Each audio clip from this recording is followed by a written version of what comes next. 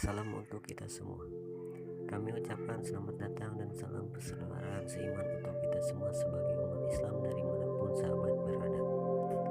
Pada kesempatan yang masih diberikan kesehatan dan kebahagiaan berkumpul dengan orang yang kita cintai, kami ingin berbagi tentang kisah Islami yang berjudul Kisah Nabi Ibrahim alaihissalam, lengkap tapi singkat dan padat. Nabi Ibrahim alaihissalam merupakan bapa semua agama yang ada di dunia ini. Dari Nabi Ibrahim inilah lahir orang-orang suci. Dari Nabi Ibrahim inilah lahir orang-orang suci yang akan menjadi nabi dan rasul periode berikutnya. Maka ada yang menyebutkan bahwa Nabi Ibrahim alaihissalam merupakan bapa tauhid yang akan merubah peradaban manusia di dunia ini. Maka kita sebagai muslim sudah sepatutnya mengenal lebih dalam tentang Nabi Ibrahim alaihissalam. Sebenarnya kisah Nabi Ibrahim alaihissalam ini adalah kisah nyata yang betul-betul terjadi, dan sebagai muslim maka kita wajib mengimaninya. Karena memang rukun iman yang keempat adalah iman kepada Rasul-Rasul Allah. Dan lebih tepatnya kisah Nabi dan Rasul ini adalah sejarah. Nabi Ibrahim alaihissalam merupakan putra Ajar bin Nahur bin Saruk bin Ra'ub bin Palik bin Abir bin Saleh bin Arbakas bin Sam bin Nuh. Ia dilahirkan di sebuah tempat bernama Padang Aram yang terletak di wilayah kerajaan Babilonia. Ayah Ibrahim memiliki 3 putra, Ibrahim, Haran, dan Nahor. Haran memiliki seorang putra yakni Nabi Lut, sementara Nabi Ibrahim memiliki 2 putra yang termasuk golongan Nabi, yaitu Ismail dan Ishak. Sedangkan Nabi Yakub merupakan cucu Ibrahim.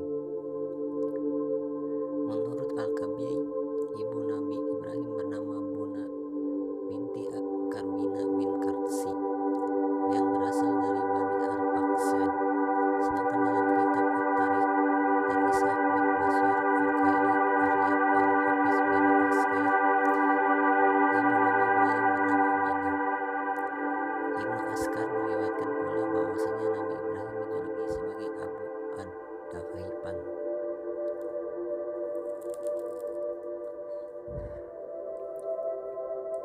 Kisah Nabi Ibrahim alaihissalam yang sering ditanyakan adalah siapa saja istri Nabi Ibrahim alaihissalam.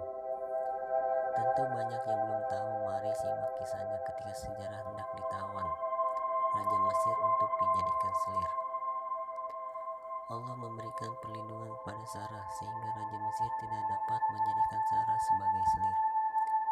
Setelah menyadari bahwa Allah telah menghadirkan berbagai musibah menimpa diri Raja Mesir akibat Sarah yang merupakan istri Ibrahim, ia mengembalikan Sarah kepada Ibrahim serta Raja Mesir menghadiahkan Hajar sebagai budak untuk Sarah sebagai penebus dosa. Hajar adalah seorang permaisuri kerajaan Mesir. Para istri Ibrahim dan anak-anak yang dilahirkan oleh mereka adalah sebagai berikut. Dari Sarah Ishak, Hajar Al-Qibtai Al-Mistisai Ismail, Kantura bin Khayyat Ijmarin, Yaksan, Medan, Madian, Seikat, dan Suh. Nabi Ibrahim alaihissalam yang sudah bertekad ingin memerangi kesyirikan maupun penyembahan berhala, ingin mempertebal keimanan dan keyakinannya terlebih dahulu untuk menenteramkan kalbu serta membersihkan keraguan-raguan yang mungkin mengganggu pikiran. Ibrahim memohon kepada Allah agar diperlihatkan kepada dirinya tentang cara Allah menghidupkan kembali makhluk-makhluk yang sudah mati.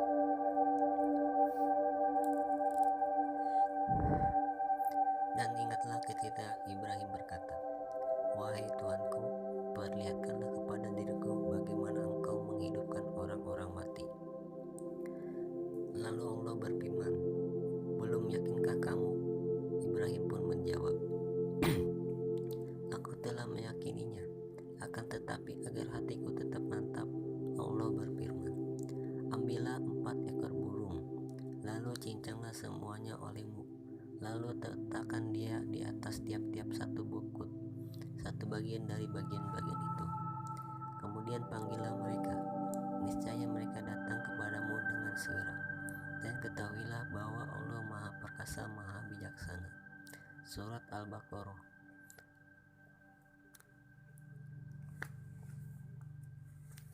Kisah Nabi Ibrahim alaihissalam selanjutnya disebutkan bahwa sebagian ulama salaf menyebutkan bahwa ketika Jibril menampakkan diri kepada Ibrahim di udara, ia bertanya kepada Ibrahim apakah Ibrahim memerlukan bantuan.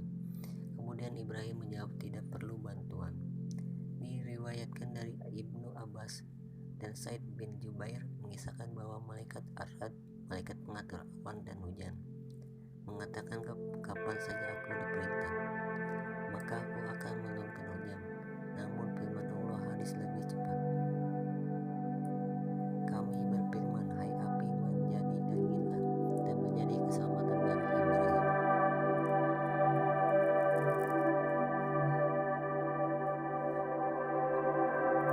Ka'ab al-Ahbar meriwayatkan saat itu seluruh penduduk bumi tidak bisa menyalakan api, sedangkan Ibrahim tidak terbakar sedikit pun selain tali yang mengikat dirinya. Sedangkan menurut As-Sudi, saat itu Ibrahim didampingi oleh malaikat Azrail, malaikat pemberi naungan, sehingga saat itu Ibrahim yang berada di kobaran api sebenarnya ia berada di taman hijau. Orang-orang melihatnya dan tidak mampu memahami keadaan itu, dan itu ia pun tidak keluar untuk menemui mereka. Terdapat riwayat pula bahwa ketika Ibrahim dilemparkan ke dalam kobaran api besar, semua hewan di muka bumi berusaha memadamkan api tersebut, kecuali tokek yang berusaha membuat api membesar. Kisah Nabi Ibrahim alaihissalam selanjutnya disebutkan bahwa Abdul Razak meriwayatkan dari Muammar dari Zaid bin Aslam bahwasanya Namrud memiliki berbagai makanan. Orang-orang berduyung-duyung untuk memperoleh kebutuhan makanan, termasuk Ibrahim datang untuk memperoleh kebutuhan makanan pula. Menurut kitab Akas al-Ahd, pada sebuah hari ketika persediaan makanan telah habis, Nabi Ibrahim mengambil gundakan pasir yang kemudian berubah menjadi bahan makanan tatkala ia sampai di rumah. Kisah Nabi Ibrahim alaihissalam selanjutnya disebutkan bahwa pada 2295 Masehi, kerajaan Babilonia waktu itu diperintah oleh Namrud, seorang raja bengis yang berkuasa secara absolut dan zalim. Kerajaan itu mendapat pertanda langka pada binatang-binatang bahwa akan ada seorang anak lelaki perkasa lahir dan keturunannya akan memenuhi isi bumi. Dengan salah seorang keturunannya akan membunuh Namrud. Ketakutan terhadap kabar ini, maka ada perintah bahwa semua bayi laki-laki yang baru lahir harus dibunuh.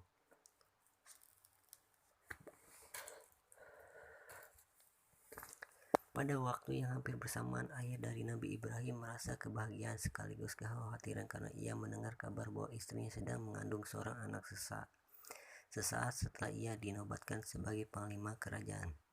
Lalu kedua putranya Nahor dan Haran memberi pendapat tentang persoalan ini. Haran sebagai seorang ahli nujum berpendapat bahwa sang ayah dapat menyerahkan anak itu kepada raja, sebab Haran meyakini bahwa belum ada pertanda di langit yang gagal. Sekalipun harus diserahkan ke pedang atau perapian, Haran percaya akan ada keajaiban yang membuat anak itu tetap hidup. Sedangkan Nahor memberi saran supaya sang ibu meninggalkan negeri Babylon selama beberapa waktu. Sementara itu sang ayah dapat menyerahkan bayi lain sebagai ganti Ibrahim. Sang ayah menerima saran Nahor supaya menyelamatkan diri dari negeri Babylon. Kisah Nabi Ibrahim alaihissalam selanjutnya disebutkan bahwa ibu Ibrahim ditempatkan di sebuah gua bersama seorang pengasuh sampai hari bersalin, dan sang ayah mengambil seorang bayi dari seorang hambanya untuk diserahkan ke Namrud. Ketika penyembelihan bayi dilakukan, Namrud bergembira sebab ia menyangka ancaman bagi kerajaannya telah lenyap. Sementara itu, setelah ibu Ibrahim mengalami persalinan, ia bersama pengasuh meninggalkan Ibrahim seorang diri di gua. Sang ibu menangis seraya berdoa, "Semoga sang perlindungan selalu menyertaimu, wahai anakku." Setelah Ibrahim ditinggalkan seorang diri, Allah mengutus seseorang malaikat supaya hadir dan merawat Ibrahim. Kisah Nabi Ibrahim alaihissalam selanjutnya disebutkan bahwa setelah berbulan-bulan, Haran masih mempercayai pertanda di langit tentang Ibrahim sehingga ia pergi mendatangi gua di mana Ibrahim ditinggalkan. Haran terkejut ketika mendapati adiknya telah menjadi seorang anak laki-laki yang dapat berbicara. Haran mengajak Ibrahim pulang ke negeri Babylon. Namun Ibrahim sempat menolak seraya menyatakan bahwa ia tidak mempunyai rumah, karena ia mengaku telah tersesat di sebuah tempat yang tidak ia kenal. Pada akhirnya Haran berhasil membawa Ibrahim ke rumah sang ayah di Babilonia. Ketika Haran mempertemukan Ibrahim, sang ayah tidak percaya bahwa anak yang diajak Haran itu merupakan bayi yang telah ditinggalkannya selama berbulan-bulan di gua. Ketika Ibrahim ditanya siapa yang selama ini memberinya makan, ia menjawab bahwa yang Maha Pemberi yang menyediakan makanan untuknya. Lalu ia kembali ditanya tentang siapa yang merawatnya saat sakit. Ia menjawab bahwa yang Maha menyembuhkan yang melakukannya. Kemudian ketika ditanya tentang siapa yang memberitahunya tentang jawaban-jawaban ini, Ibrahim menjawab bahwa yang Maha mengetahui yang mengajarinya. Terkejut dengan jawaban-jawaban ini, sang ayah merasa heran dan takjub terhadap Ibrahim. Untuk menghindari kecurigaan Namrud, Ibrahim diasuh di rumah Haran yang berada di luar wilayah Babilonia. Di sana Ibrahim dibesarkan bersama anak-anak kakak-kakaknya yaitu Lut, Sarah dan Milka. Kisah Nabi Ibrahim alaihissalam selanjutnya disebutkan bahwa ketika Nabi Ibrahim alaihissalam telah berusia 12 tahun, ia merasa kehilangan sosok yang sebelumnya memberi makan dan perlindungan untuk dirinya. Terlebih ia mendapati orang di negeri itu merupakan para penyembah patung berhala. Ibrahim mengingkari anggapan bahwa patung adalah dewa sehingga ia merasa tak betah berada di tengah-tengah negeri itu. Ibrahim memutuskan untuk mencari Tuhan hingga ia harus berpindah dari rumah Nabi Nuh selama beberapa waktu. Setelah berguru di rumah Nuh, Ibrahim memutuskan pergi sebab ia belum mendapat jawaban dalam pencariannya. Tatkala Ibrahim kembali ke rumah ayahnya, ia sering mendapati ayahnya sedang membuat patung-patung serta meletakkan makanan di depan patung-patung itu, sehingga menyebabkan Ibrahim bertanya-tanya tentang perilaku sang ayah. Mendapati jawaban bahwa sang ayah menyembah patung karena tradisi leluhur, Ibrahim mempertanyakan tradisi ini, namun sang ayah membiarkan Ibrahim. Pada zaman Ibrahim, sebagian besar orang di Mesopotamia beragama politeisme, yakni tradisi penyembahan lebih dari satu dewa, baik berupa dewa-dewa di muka bumi maupun dewa-dewa di langit, dan orang-orang tersebut membuat patung sebagai simbol dewa-dewa itu. Ketika Ibrahim bertanya tentang Tuhan kepada Nahor, kakaknya menjelaskan bahwa di langit ada dewa-dewa. Akan tetapi Ibrahim merasa perlu membuktikan ucapan itu. Pencarian Ibrahim mengenai Tuhannya tercantum dalam Al-Quran yang berbunyi, ketika malam telah gelap, ia melihat sebuah bintang, lalu ia berkata, inilah Tuhanku. Tetapi tatkala bintang itu tenggelam, ia berkata, aku tidak suka kepada yang tenggelam. Kemudian tatkala ia melihat bulan terbit, ia berkata, inilah Tuhanku. Tetapi setelah bulan itu terbenam, ia berkata, sesungguhnya jika Tuhanku tidak memberi petunjuk kepadaku, pastilah aku termasuk orang-orang yang sesat. Kemudian tatkala ia melihat matahari terbit, ia berkata, inilah Tuhanku. Ini yang lebih besar. Maka tatkala matahari itu terbenam, ia berkata, wahai kaumku, sesungguhnya aku berlepas diri dari apa yang kalian persekutukan. Inilah daya logika yang dianugerahkan kepada Nabi Ibrahim dalam menolak agama penyembahan langit yang dipercayai kaumnya, sehingga ia menyadari bahwa yang mengendalikan bulan, bintang, matahari, siang, malam, serta yang menciptakan segala makhluk di bumi adalah Tuhan yang sebenarnya. Kisah Nabi Ibrahim alaihissalam selanjutnya disebutkan bahwa semasa remaja, Ibrahim masih sering bertanya kepada sang ayah tentang Tuhan yang sesungguhnya. Walau demikian, ayahnya tetap tak menghiraukan Ibrahim. Sampai suatu ketika Ibrahim bertanya terbuat dari apakah patung-patung ini. Maka ayahnya menunjukkan kayu sebagai bahan pembuatan. Ibrahim pun mempertanyakannya, apakah kayu itu Tuhan? Benda yang hangus lenyap di perapian. Untuk menghindari pertanyaan-pertanyaan lain, Ibrahim diperintah menjual patung-patung buatan ini. Ibrahim berkeliling kota menjajakan patung-patung buatan ayahnya. Namun karena iman dan tauhid yang telah Allah ilhamkan kepada dirinya, Ibrahim merasa tidak bersemangat untuk menjajakan barang-barang itu, bahkan secara mengejek menawarkan patung-patung itu kepada calon pembeli dengan kata-kata, "Siapakah yang akan membeli patung-patung yang diam dan tidak berguna ini?" Melalui berbagai cara Ibrahim berusaha menyadarkan tentang kesia-siaan patung, dan Ibrahim berupaya berdakwah seraya mengenalkan tentang Tuhan kepada banyak orang.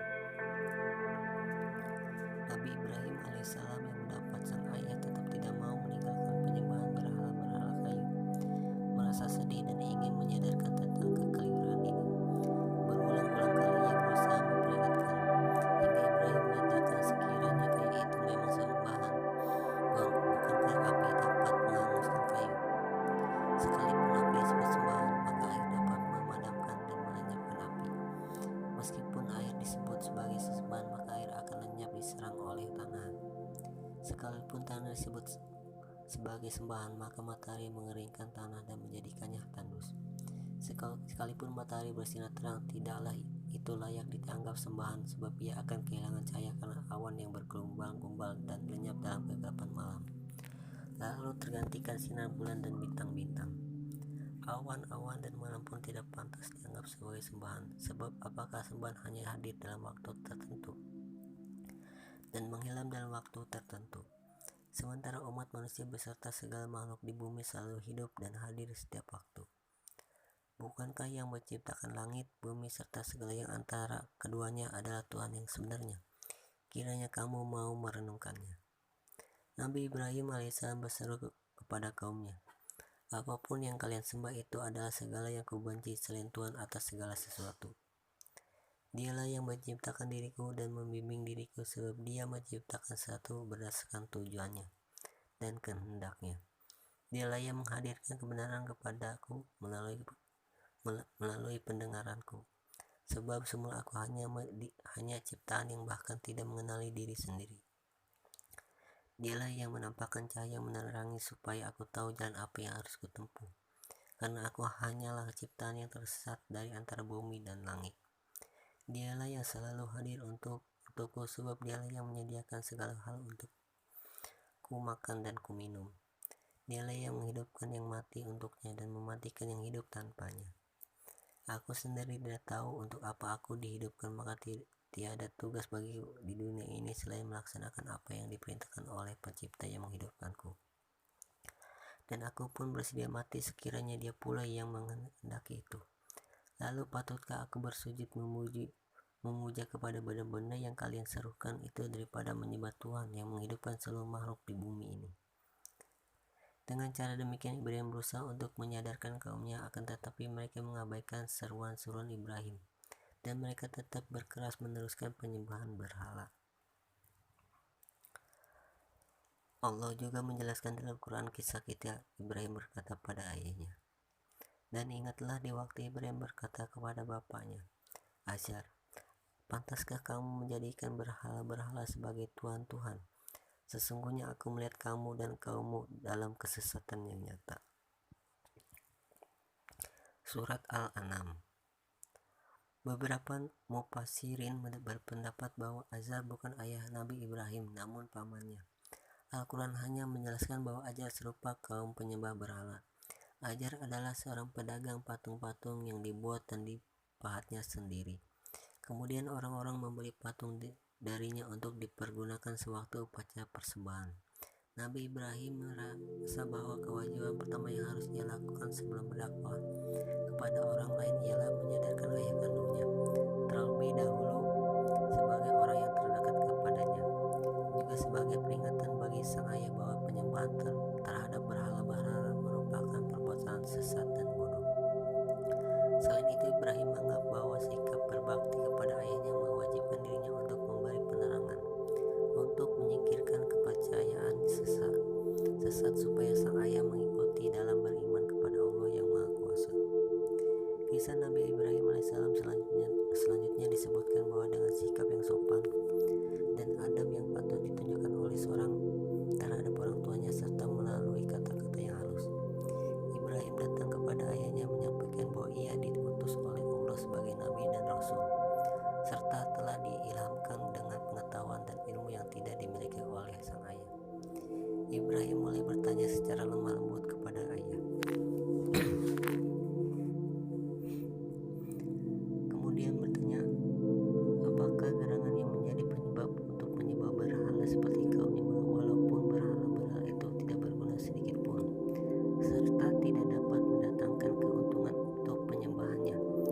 ataupun tidak dapat mencegah nasib buruk. Diterangkan pula kepada ayahnya bahwa penyembahan kepada berhala-berhala itu merupakan semata-mata ajaran setan yang memang menjadi musuh terhadap umat manusia sejak Adam diturunkan ke bumi. Ia berseru kepada ayahnya agar merenungkan dan memikirkan nasihat dan ajakan untuk berpaling dari berhala-berhala, supaya ayah kembali menyembah Allah yang menciptakan umat manusia beserta semua makhluk yang hidup, maupun yang memberi mereka rezeki maupun kenikmatan hidup, serta yang mempercayakan bumi dan segala isinya kepada umat Islam. Kisah Nabi Ibrahim alaihissalam selanjutnya disebutkan bahwa kisah Nabi Ibrahim alaihissalam disebutkan bahwa di saat Ibrahim telah menyadarkan bahwa kami bukanlah Tuhan dan dakwah-dakwahnya telah tersebar ke berbagai negeri, namun kami mendakwakan diri sebagai raja di muka bumi, memerintahkan seluruh rakyatnya datang membawa batu dan patung untuk mendirikan sebuah tugu menjulang tinggi di Babilonia, sebab tempat berhala khusus, sehingga seluruh orang-orang dalam negeri itu diajak bersatu sebagai sebuah kaum penyembah berhala patung, sehingga orang-orang tersebut menganggap segala jenis tindakan yang tidak menyembah berhala patung sebagai ajaran menyimpang. Ketika mendapat berbagai patung berhala sebagai sembahan, maka Ibrahim semakin berniat menyadarkan kaumnya tentang kebodohan ini, dan ia ingin membuktikan bahwa batu hanyalah benda mati yang tidak dapat bertindak apapun terhadap para penyembahnya. Ibrahim datang seorang diri sewaktu meruntuhkan segala patung batu yang ada di Babilonia, terkecuali sebuah patung terbesar yang dianggap sebagai dewa paling hebat oleh kaumnya. Kisah Nabi Ibrahim alaihissalam selanjutnya disebutkan bahwa mendapati sebuah kekacauan dan puing reruntuhan di tempat ibadah mereka. Para penyembah berhala merasa sangat murka, kemudian mereka hendak menghukum orang yang melakukan tindakan itu. Ibrahim yang dikenal berani menentang penyembahan berhala dipanggil untuk dihakimi. Mereka bertanya, "Apakah kamu yang melakukan perbuatan ini terhadap sesembahan kami, wahai Ibrahim?" Lalu Ibrahim pun menjawab, "Sebenarnya patung terbesar itu yang melakukan hal ini. Cobalah tanyakan kepada berhala itu jika memang dapat berbicara." Mereka pun mulai tersadar, lalu ia mengatakan, "Sesungguhnya kalian itu memang orang-orang yang berlaku sewenang-wenang." Kemudian dengan kepada tertunduk mereka berkata, "Sesungguhnya kamu telah menyadari bahwa berhala-berhala itu memang tidak dapat berbicara." Ia berkata, "Lalu mengapakah kalian menyembah selain daripada Allah? Berbagai sesembahan yang tidak sedikit pun dapat memberi manfaat dan tidak pula menimpakan nasib buruk terhadap kalian. Jika kalian tidak menghentikan tindakan semacam ini, tentulah Tuhanku kelak membakar kalian di neraka." Mendengar pernyataan ini, para penyembah berhala itu tidak serta-merta menyerah dan mengakui dosa. Justru mereka beranggapan bahwa Ibrahim hendak membakar seluruh orang yang menyembah berhala. Sebagai hukuman atas tindakan terhadap patung-patung berhala maupun pernyataan ini, mereka hendak membunuh dan membakarnya. Para penyembah berhala itu beramai-ramai mengumpulkan banyak kayu bakar untuk sebuah perapian yang besar. Kemudian Namrud sebagai orang yang telah mengajak seluruh penduduk negeri agar menyembah berhala, menyatakan secara angkuh, "Hal ini akan menjadi bukti siapa raja dan dewa di muka bumi ini, dan siapa yang manusia biasa. Kalian akan menyaksikan pada hari ini bahwa orang itu dilenyapkan di perapian akibat berani menyatakan bahwa kita akan dibakar oleh Tuhannya. Maka biarlah Tuhannya sendiri yang menyelamatkan ia, sementara akulah dewa yang menyelamatkan kalian." Kisah Nabi Ibrahim alaihissalam selanjutnya disebutkan bahwa banyak orang dari berbagai negeri hadir untuk menyaksikan peristiwa ini, dan sebagian besar mereka percaya kepada Namrud. Di tengah-tengah kerumunan terdapat kakak Ibrahim, Haran, yang turut dihadirkan karena selama ini telah menyembunyikan Ibrahim dan tidak menyerahkan kepada Raja Namrud. Ketika Haran ditanya mengapa ia tidak menuruti perintah Namrud, ia menjawab, "Bukankah aku pernah mengatakan bahwa apapun yang kalian lakukan, kalian tak akan bisa mengubah segala yang telah tertulis di langit? Sebab kalian sendiri tidak sanggup mengubah langit, dan bukanlah kalian yang berkuasa di langit maupun di bumi. Kemudian mereka menjawab, memang ucapan itu terbukti sampai saat ini. Namun lihatlah, setelah Ibrahim jatuh ke perapian itu, apakah ucapanmu itu masih tetap berlaku? Mereka pun bertanya, apakah kamu percaya pada Tuhannya Ibrahim? Haran merasakan keraguan dalam benaknya, sebab di malam sebelumnya ia mendapati pertanda di langit bahwa akan ada orang yang terbakar hebat oleh perapian, sehingga Haran menganggap bahwa adiknya takkan selamat dari perapian. Haran menjawab, seandainya Ibrahim tidak selamat dari perapian, tentulah aku akan pergi dan meninggalkan kalian sejauh mungkin bersama Aib ini. Akan tetapi jika melalui keajaiban dahsyat Ibrahim berhasil selamat, maka aku akan datang dan memeluknya. Kisah Nabi Ibrahim alaihissalam selanjutnya disebutkan bahwa ketika Ibrahim hendak dilempar ke perapian, sesosok malaikat hadir untuk menawarkan pembebasan Ibrahim supaya dapat melarikan diri dari hukuman kaumnya. Namun Ibrahim berkata, cukuplah yang Maha Melindungi yang memberi keselamatan padaku, sebab selama ini Dialah yang melindungi nyawaku terhadap maut, bahwa segala penyelamatan hanya berasal dari Dia. Sekalipun aku harus mati, maka aku bersedia jika itu yang dihendakinya. Lalu malaikat tersebut pergi meninggalkan Ibrahim. Allah turut bersaksi dengan para malaikat ketika mendapati bahwa hampir seluruh manusia di muka bumi pada zaman itu memiliki satu pemikiran dari satu sudut pandang terhadap peristiwa perapian ini. Maka Allah hendak melaksanakan ketetapan kepada pikiran umat manusia dengan menampakkan hal-hal berbeda dalam penglihatan mereka, yang kemudian satu umat dan satu bangsa di bumi menjadi berbagai bangsa yang memiliki pendirian dan pola pikir yang berbeda. Tatkala Ibrahim melompat ke perapian yang membara, seketika Allah berfirman kepada perapian supaya menjadi keselamatan terhadap Ibrahim. Maka api dari Allah hadir untuk melindungi Ibrahim supaya dapat berjalan dalam keadaan selamat dari tengah perapian. Kisah Nabi Ibrahim alaihissalam selanjutnya disebutkan bahwa mendapati Ibrahim selamat dari perapian, Haran bergegas mendekat untuk memeluknya. Akan tetapi Haran seketika mati disembar oleh kobaran api itu, sebab Haran mendekat tanpa memiliki keimanan kepada Allah. Pada saat semacam ini, terdapat pandangan yang bermacam-macam dalam pengamatan orang-orang menyaksikan. Sebagian mengatakan dewa itu adalah api, sebab api yang telah menyelamatkan Ibrahim. Sebagian lain mengatakan bahwa dewa itu adalah kayu, oleh karena kayu Ibrahim selamat. Sebagian lain berkata dewa itu adalah angin, sebab angin yang menghindarkan Ibrahim, hingga muncul berbagai pendapat berbeda-beda terhadap kejadian ini. Orang-orang yang paling bersepakat tentang pandangan yang sama membentuk sebuah kelompok tersendiri untuk membantah serta berselisih dengan pihak berseberangan pandang.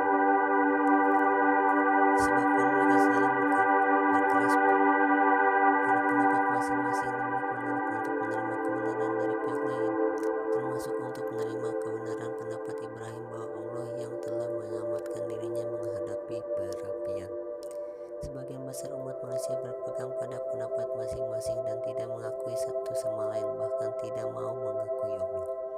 Sejak saat itulah umat manusia saling menjauh berpencar dari tempat perapian ini, kemudian membentuk bangsa, bahasa, agama maupun budaya yang masing-masing anggap sebagai yang paling benar. Dari banyak manusia yang menghendaki kepercayaan masing-masing, Ibrahim maju seraya menyatakan bahwa ia hanya percaya kepada Allah, serta hanya berserah diri kehendaknya, sehingga Allah memilih Ibrahim sebagai manusia pilihan Allah dan segala bangsa di muka bumi, serta Allah memberkati Ibrahim beserta golongan yang mengikuti pribadi Ibrahim. Setelah itu Ibrahim mengatakan kepada orang-orang yang berselisih, sesungguhnya berhala-berhala yang kalian sembah selain Allah hanyalah didasari rasa tentram dan kasih sayang bagi kalian sendiri dalam kehidupan di dunia ini. Kelak pada hari kiamat, sebagian kalian mengingkari sebagian lain, dan sebagian kalian mengutuk sebagian lain. dan tempat kembali kalian memang neraka dan takkan ada satupun yang membela kalian.